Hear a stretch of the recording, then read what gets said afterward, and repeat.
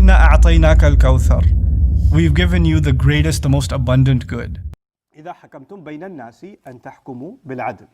The word adl actually comes in Arabic from the word idl. And idl was, in old times, they didn't have like cars with big trunks and vans and trucks and things like that. Their truck was a camel. That's what they had. And the camel is pretty skinny on top, so you can't keep loading stuff on top, it'll fall off. So what they used to do is put a bunch of luggage on one side, tie it to a rope, and equal weight luggage on the other side so it can carry the whole load. If they can't put all that stuff on top, because they don't have flat trunk space on the camel, so they've got to put weight on both sides and tie it together. Now obviously if one side is heavier than the other, then it's going to tip over. Or it's going to hurt the camel, because it's going to have more pressure on one side of its body than the other. So the two sides have to be the same weight for it to be able to walk. So one side of that, when it's equal in weight to the other side of that, that's called a idl.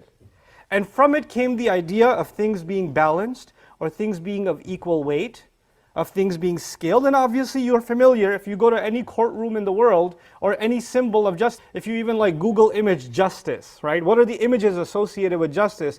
You'll see maybe a blind lady holding a scale and the scale's balanced, or you'll see just a scale and things are balanced. The idea of things being equal measure is associated with justice.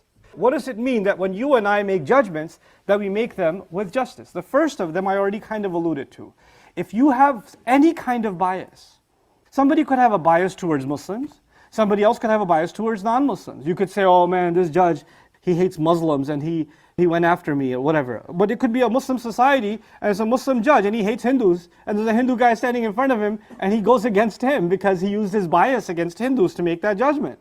So if it's a personal bias based on religion, it's a bias based on race, it's a bias based on economic class or gender or personal experience, because sometimes in our families, you have 6 kids, you can't even remember their names, but you know one of them you like more than the other. When an argument happens, you're always favoring this one, never that one. Why can't you be more like him? No, if there's a fight, you must have done something wrong. Because you already have a bias, you're kind of leaning towards one of them, so the other one gets the shorter end of the stick every time. This is a bias, which means one side weighs heavier than the other. So you can't have justice. So the first problem with justice is bias. Is actually bias. And we have to check ourselves, ask ourselves, are we people of bias? I'm reminded of a famous story of at the time when Umar radiallahu anhu served as the Supreme Court judge. And a great companion of the Prophet ﷺ, Ali radiallahu anhu, had a disagreement with a Jewish man. And they had a case, some assets that were owed. And they came to Umar radiallahu anhu, and of course the job of a judge is to hear both sides. So he asks both sides, what happened? And so he asked the Jewish man and he told his story. And then he turned to Ali and said, Amma anti Aba Hassan? Father of Hassan? What do you say?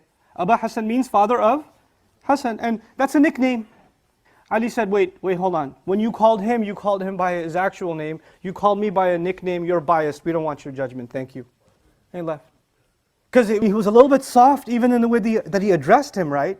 And they were sensitive to that. Because they understood something. They understood that even that much can tilt the scales, and I don't want to mess with that. I want to be absolutely fair. I want to be absolutely 100% fair. Can you imagine? This idea that there's somehow any bias can make its way in a judgment that will go in my favor. What do people do nowadays? When you're about to be judged in criminal societies, you want to bribe the judge. If there's going to be, dad says, I'm going to decide who I'm going to give the car to, I'm going to make a decision. That night you decide to massage dad's feet. You're trying to skew the judge's opinion in your favor in some way at that point. That's the first problem when justice goes away.